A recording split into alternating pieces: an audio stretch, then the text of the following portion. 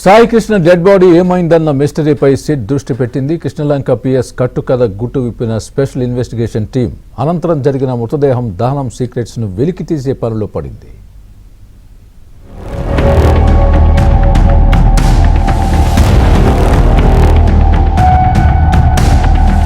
ఏపీలో సంచలనం సృష్టించిన సాయి కృష్ణ కస్టోడియల్ డెత్ మిస్టరీలో అనేక కథాంశాలు వెలుగులోకొస్తున్నాయి. కేసును విచారిస్తున్న సిట్ సిఐ నాగరాజ్తో పాటు మరికొంతమంది పాత్ర ఉన్నట్లు గుర్తించింది.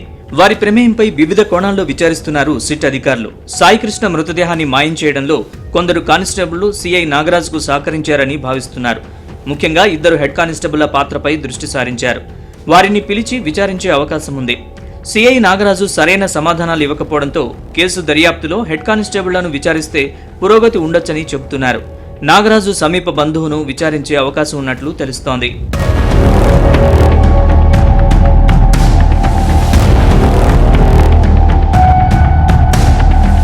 ఈ పరిణామాల నేపథ్యంలో సిఐ నాగరాజును 12 రోజుల కస్టడీ కోరుతూ విజయవాడ కోర్టులో సిట్ పిటిషన్ వేసింది. నాగరాజును విచారిస్తే మరిన్ని విషయాలు వెలుగులోకి వచ్చే అవకాశం ఉందని తెలిపింది.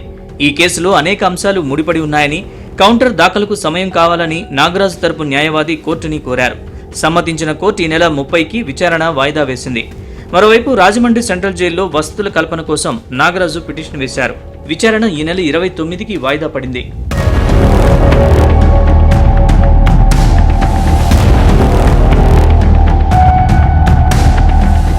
Sai Krishna lockup death plan ప్రకారం జరిగిందని బెజవాడ బార్ అసోసియేషన్ ఆరోపించింది.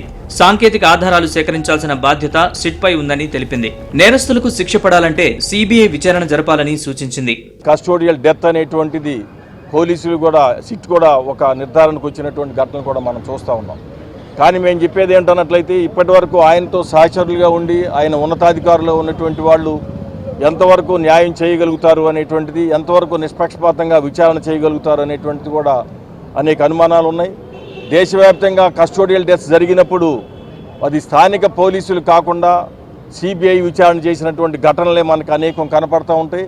తప్పనిసరిగా దీని మీద సిబిఐ విచారణకి ఆదేశించాలని, దీని వెనకాల ఉన్నటువంటి ఎవరెవరు పోలీసు అధికారులు, దీంట్లో పాత్రదారులు ఎవరు, సూత్రధారులు ఎవరు, వీళ్ళందరినీ కూడా బయట పెట్టాల్సిన బాధ్యత ఉన్నది. అది స్థానిక పోలీసుల వల్ల కాదు. కాబట్టి దీన్ని సిబిఐకి విచారణ పెట్టాలనేటువంటిది కూడా మేము డిమాండ్ చేస్తా ఉన్నాం. ఇదిలా ఉంటే సాయి కృష్ణ మరణంపై సిట్ కాకుండా జ్యుడిషియల్ విచారణ జరపాలని అతని తల్లి విజయలక్ష్మి కోర్టును ఆశ్రయించారు. సీసీ కెమెరా ఫుటేజ్ కోసం డిస్ట్రిక్ట్ లెవెల్ కమిటీకి కోర్టు నోటీసులు జారీ చేసింది. తదుపరి విచారణను ఈ నెల 29కి వాయిదా వేసింది.